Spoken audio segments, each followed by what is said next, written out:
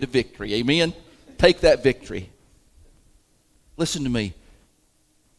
Mental peace is worth something, church. Do you know, year in and year out, one of the number one leading industries are mood-enhancing drugs. Now listen, I'm not knocking them. I've been told, don't knock them till you try them. Amen.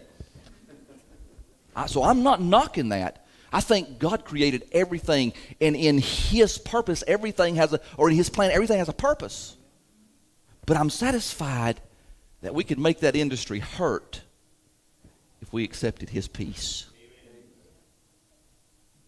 You know what we need to hear right now? We need to hear about this provisional peace. He's going to take care of us, church. I know it's Christmas time. I get it. Man, I've raised 5 kids almost. Harley may make it. We're still praying. So we've raised 4.5. I remember Christmas time at my house. She'll tell you some of the most stressful times of our life because we had to buy gifts. I don't know if you've been a youth pastor, but y'all try to do that on a youth pastor's salary. Amen. My wife used to steal coasters at the Cracker Barrel.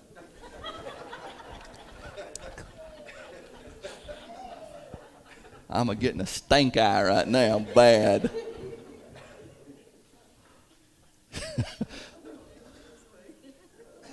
Hey, it's tough sometimes. I remember one time we got in an argument and I knocked a lamp, Now, when a guy's broke trying to buy a Christmas present, the last thing I'll do is start breaking lamps. Give me a witness. Amen? But the stress, it's tough, church.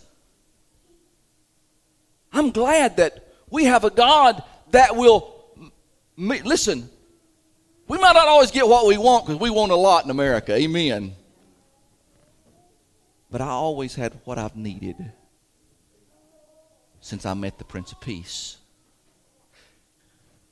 This mental peace that I'm talking about, do you always have it, preacher? I have to remind myself daily. Thank God.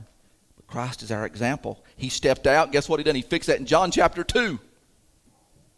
There was a host at a wedding stressing. You know why? Because they'd run out of wine. They weren't Baptist. They were overwhelmed. They felt underqualified in life. And Jesus stepped out and He turned the water into wine. And He brought practical peace. That's pretty good, isn't it? How many of y'all have a practical mind? You just think practically. Amen. I do. I have a practical mind. Sometimes that hurts me when it comes to peace. Because some things aren't practical. Right? I don't understand some things. It's not practical to me. Why do? You ever done that? I don't understand why he does that. I don't understand why she does. People come talk to the preacher about their wedding. They don't understand. It's not practical. What they're doing is not practical. Guess what? It don't have to be practical. But sometimes you're going to have to get peace so that it doesn't have to be practical. And Christ can bring, He's the Prince of Peace. He brought practical peace in John chapter 2. And then you turn over in John chapter 4. There was a woman at a well.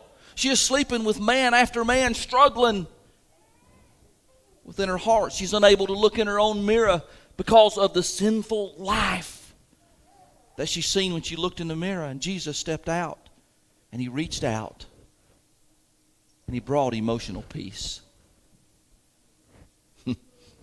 That's why some people react different in tumultuous times.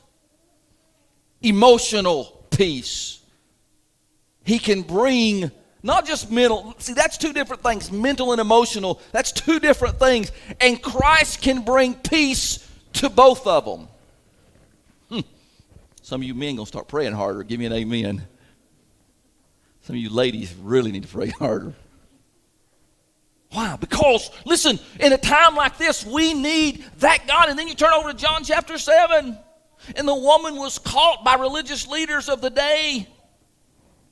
The scribes and the Pharisees. They were about to stone her. And She'd committed a sin of adultery. Jesus stepped in. He reached out. About the time they were getting ready to stone this woman, he brought physical peace. That's good, isn't it? In the realm that we're living in now with... I told my wife last night, I said, if I hear quarantine one more time, I'm going to forget I'm a preacher for about 30 minutes. And I'm going to pretend like obviously I can't do this, but in my mind it sounded good at the time. I don't want to hear about quarantine. I don't want to hear about virus. I don't want to hear... I know I can't be the only one in this room that's sick of it. I know I can't be.